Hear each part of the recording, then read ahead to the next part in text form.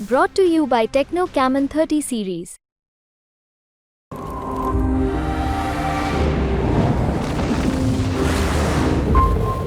नमस्कार दोस्तों, पत्रिका दिवस की आप सबको बहुत बहुत शुभकामनाएं। इस भीषण गर्मी में अपन मिल रहे हैं, जहाँ एक तरफ राजस्थान में चुनाव की गर्मी 26 तारीख को पिछले 26 तारीख को समाप्त हुई, देश में समाप्ति के दौर में, वहीं प्रकृति अपना प्रकोप पूरी तरह दिखा रही है। जहाँ ये दिखा प्रकृति का प्रकोप चल रहा है, वहीं कुछ लोग इस सब में से राजनीति ढूंढने का भी काम कर रहे हैं। राजस्थान के पूर्व मुख्यमंत्री श्रीमान अशोक गहलोत जी, जहां जब उनके पास अवसर था 5 साल काम करने का, उस समय तो काम नहीं किया, लेकिन अब उल्टा चोर कोतवाल को डांटे, उस कहावत को चरितार्थ करते हुए लगातार झूठ परोसने का काम कर रहे हैं। एक बहुत पुरानी कहावत है, बोए बीज बबूल के तो आम कहाँ से होए। 5 साल तक इस राजस्थान में बबूल को बोते रहे और अब राजस्थान की सरकार से लगातार झूठ के आरोप लगा करके राजस्थान में भ्रम की स्थिति पैदा करने का काम कर। हम सब जानते हैं कि 2019 में 15 अगस्त को प्रधानमंत्री जी ने देश को संबोधित करते हुए देश में जल जीवन मिशन की शुरुआत की घोषणा की थी, और उस जल जीवन मिशन में राजस्थान में भी उन्होंने जिस तरह सब राज्यों के लिए फंड को एलोकेशन की बात की, उसी तरह यहाँ भी फंड एलोकेशन का किया। आज पानी बहुत बड़ी ज़रूरत भी है और आवश्यकता भी है, और हम सब जानते हैं कि राजस्थान देश की कुल जनसंख्या का 10% कैटर करता है, लेकिन पानी हमारे पास 1% है। और उस पानी की इस आवश्यकता को देखते हुए हमें ध्यान है कि पिछली भारतीय जनता पार्टी की सरकार ने जल जीवन अपने एक जल स्वावलंबन का अभियान चलाया, उसको भी इस कांग्रेस सरकार ने रोका।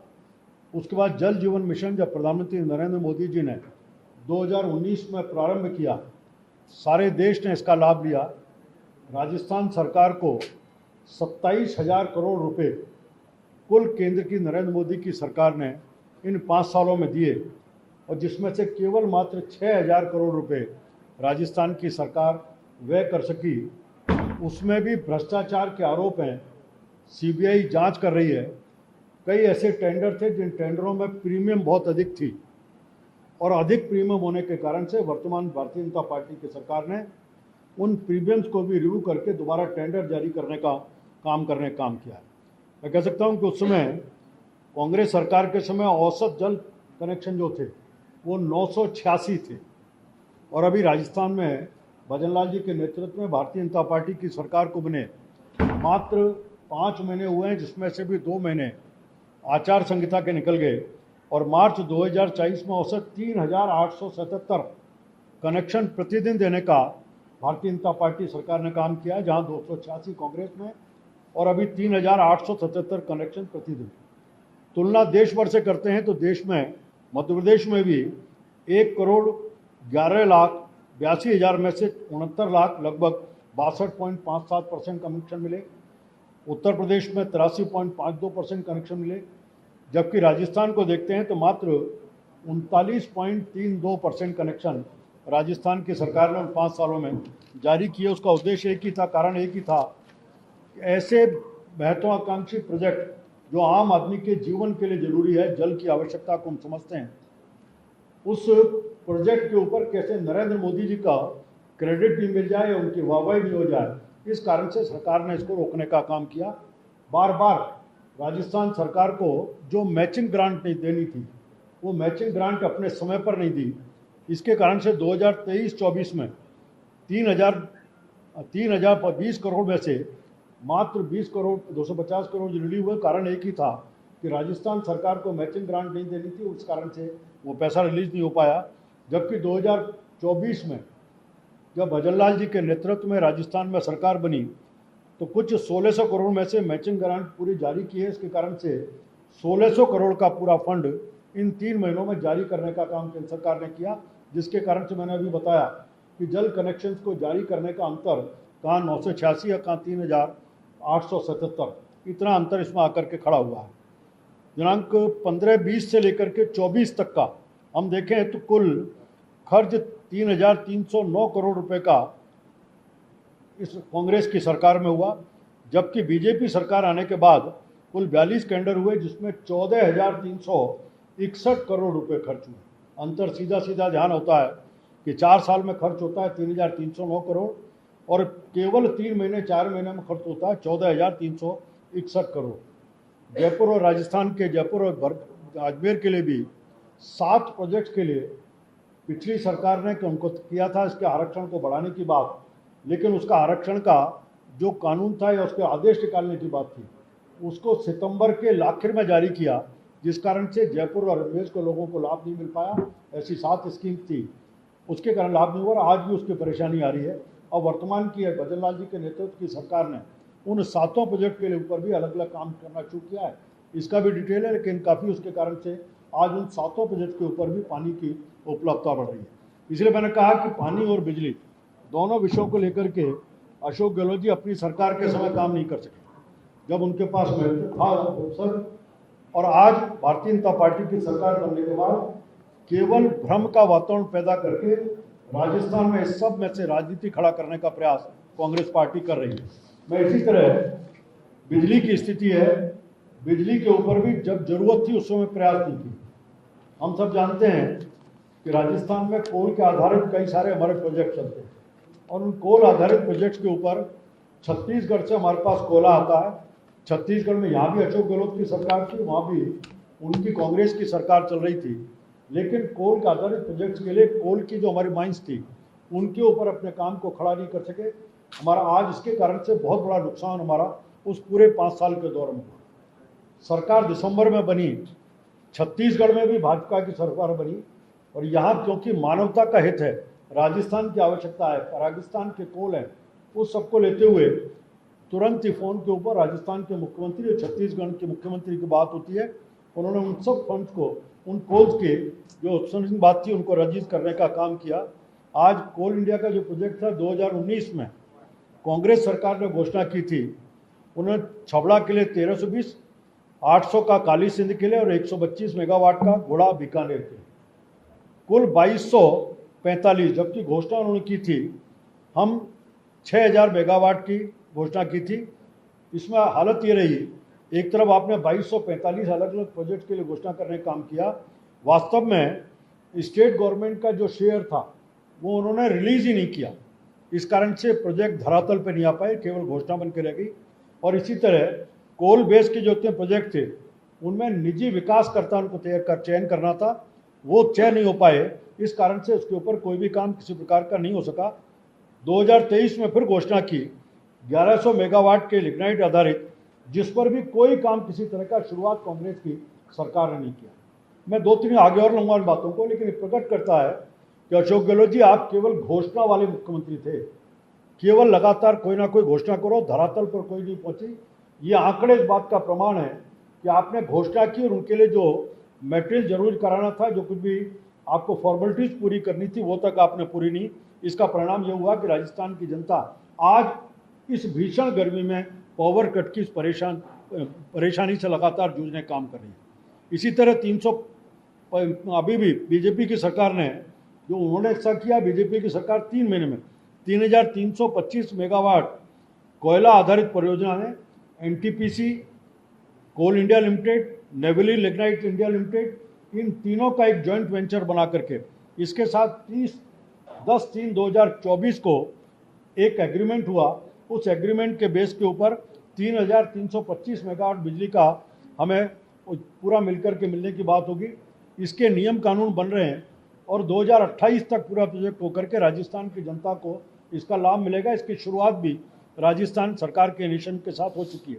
इसी तरह शक्ति पॉलिसी प्रोजेक्ट के तहत 800 मेगावाट की 4 इकाइयाँ, जिसमें कुल मिलाकर के 3200 मेगावाट होता है, इसकी स्थापना भी कोयला आवंटित कोयला के आधार पर करने की शुरुआत भी राजस्थान की बीजेपी की सरकार कर चुकी है। इसी तरह पिछली कांग्रेस गवर्नमेंट ने घोषणा की थी 2019 में आरपीओ की पूर्ति हेतु 4885 मेगावाट सौर ऊर्जा व 1426 पवन ऊर्जा क्षमता के विकास हेतु घोषणा की थी। हालत यह है कि 2023 में केवल 11000 मेगावाट की अक्षय ऊर्जा परियोजना की घोषणा इन्होंने की, सब मिलाकर के।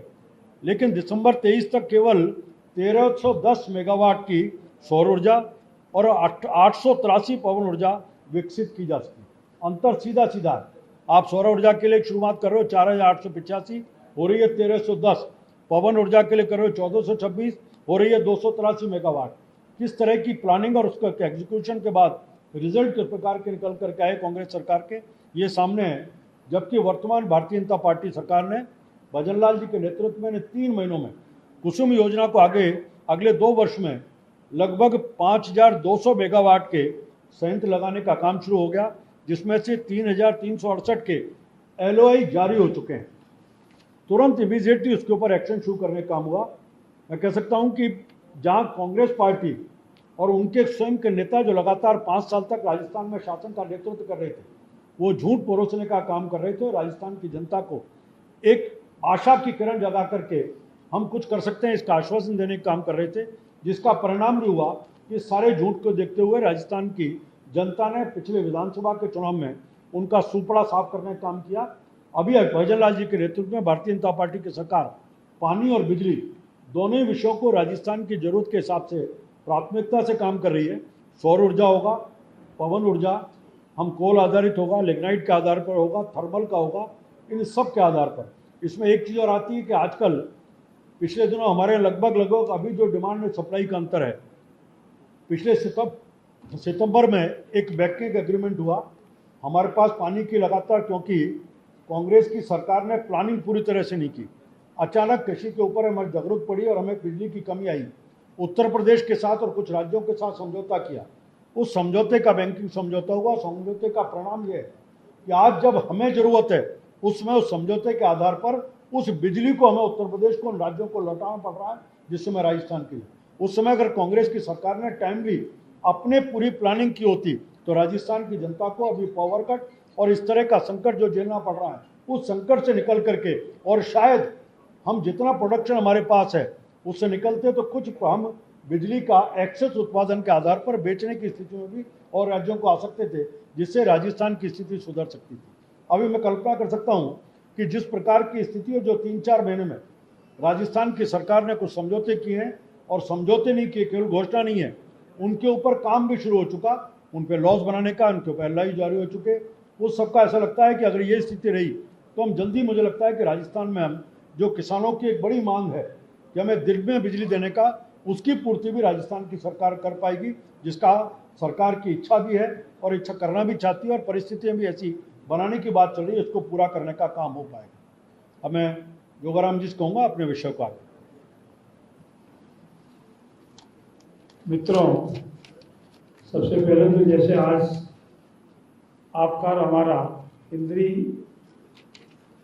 पत्रिका का एक अहम दिन है, जिसके लिए आपको बधाई है, और उससे भी बड़ा दिन आप सबके लिए 6 बजने के उपरांत लोकसभा चुनाव के आप फ्री हो जाएंगे, अपनी अपनी क्रिया प्रतिक्रिया अनुमान सब आप दे पाएंगे, उसके लिए भी आप इंतजार कर रहे होंगे। लोकसभा चुनावों के दौरान 2 महीने से लगभग आपने अनेक कवरेज किए होंगे, लेकिन उस सब का नतीजा निकलेगा, उसके लिए भी मैं आपको धन्यवाद देता हूँ। मित्रों, एक विषय समाचार पत्रों के माध्यम से हमारे कांग्रेस के कुछ वरिष्ठ साथियों ने रखा कि सामाजिक सुरक्षा पेंशन की काफ़ी बड़ी संख्या में बकाया है, पेंशन बकाया है, राशि भी बकाया है, परंतु ये पूर्ण रूप से भ्रामक था, तथ्यों के आधार पर गलत था। ऐसी स्थिति में मैं आप बारे में इतना निवेदन करना चाहता हूँ कि सामाजिक सुरक्षा पेंशन का हमारा सबसे बड़ा लक्ष्य रहता है निर्धारित समय में योग्यदारी पेंशन को उसकी पेंशन समय पर मिले। इससे पहले जब ये विषय और ये विभाग मेरे वरिष्ठ परिवार के सदस्य आदरणीय अरुण जी के पास था, तो पहली बार इन्होंने प्रयोग कर अनेक लंबे समय तक जो पेंडेंसी थी उसको ख़त्म किया, ऑनलाइन किया, और पेंशन ड्यू होने की अगले महीने की 8 तारीख तक हर सूरत में पेंशन मिले, ये व्यवस्था की थी। परंतु राज बदला और पिछले 5 साल में इसको अस्त व्यस्त कर दिया। और जब इनका राज था तो 2 महीने, 3 महीने और उससे अधिक भी पेंशन बकाए रहती थी। लेकिन वर्तमान की भाजपा सरकार ने आदरणीय भजन लाल जी के नेतृत्व में इसको मिशन के रूप में लिया और अभी मार्च 2024 तक की सारी जो योग्य पेंशनें थी उनका निस्तारण हो चुका है, योग्य व्यक्ति तक पहुंच चुकी है, उनके खाते में जमा हो चुकी है। कुछ सैकड़ों मात्र केसेज ऐसे हैं वेरिफिकेशन की वजह से या किसी टेक्निकल की वजह से बकाया जरूर है, बाकी सामान्यतः साधारणतः सभी योग्यधारी पेंशनधारियों को उनकी पेंशन प्राप्त हो चुकी है। और हमारा लक्ष्य ये है कि सभी को उनके खाते में जो पेंशन है वो जमा हो जावे। राजस्थान सरकार ने जो सामाजिक सुरक्षा के तहत पेंशन बढ़ाने की घोषणा की थी वो अभी बकाया है, क्योंकि आचार संहिता लगने की वजह से हम उसका वितरण नहीं कर पाए। ये 4 तारीख के बाद में जो ही आचार संहिता समाप्त होगी इसका तुरंत योग्य पेंशनधारियों को बकाया राशि के रूप में जो 1 अप्रैल 2024 से ड्यू होगी का वितरण किया जाएगा। मेरा आपसे ये भी निवेदन है कि सामाजिक सुरक्षा के तहत हमारी सरकार आदरणीय भजन लाल जी के नेतृत्व में कटिबद्ध है और अपने संकल्प के प्रति पूर्ण रूप से प्रतिबद्ध है। आपको ये भी जानकारी है कि हमारे जो संकल्प थे, हमारी वर्तमान भाजपा सरकार ने अपने इन 100-150 दिनों के कार्यकाल के दौरान करीब 40% तक संकल्प पूरे किए हैं, जिसमें एक संकल्प सामाजिक सुरक्षा पेंशन बढ़ाने का भी था और हमने सामाजिक सुरक्षा पेंशन बढ़ाई। इसका वितरण और इसकी देय राशि 1 अप्रैल से थी और जो 4 जून को आचार संहिता समाप्त होगी इसका वितरण प्रारंभ हो जाएगा। मित्रों, हमारे कांग्रेस के वरिष्ठ साथी है, पूर्व में अनेक पदों पर रहे हैं, प्रदेश के मुखिया के रूप में रहे हैं। जिस तरह के आरोप उन्होंने अपने स्वयं के पूर्व के साथियों के साथ लगाए हैं, वैसा ही आरोप उन्होंने पूर्व में अपने स्वयं के प्रदेश अध्यक्ष जो वर्तमान उस समय उनके साथ प्रदेश अध्यक्ष थे, डिप्टी सीएम साहब थे, उन पर भी लगाए थे और उन्हीं शब्दों को पुनः दोहराया है। मैं आज आपकी मार्फत ये कहना चाहता हूं कि मात्र अपनी जेब मिटाने के लिए राजस्थान में आने वाले चुनाव के परिणामों से भयभीत होकर भ्रष्टाचार में लिप्त रहे लोगों को बचाने के लिए या अपनी जेब को मिटाने के लिए आने वाले परिणामों से भयभीत होकर इस तरह के भ्रामक प्रचार कर झूठे आरोप लगाए जा रहे हैं। मैं पुनः आप सबका अभिनंदन करता हूं और विश्वास दिलाता हूं कि राजस्थान में आने वाली 4 तारीख को जो परिणाम आएंगे वो ऐतिहासिक होंगे, भाजपा के पक्ष में होंगे। 25 के 25 भाजपा के कमल खिलेंगे। आपका पुनः बहुत बहुत धन्यवाद।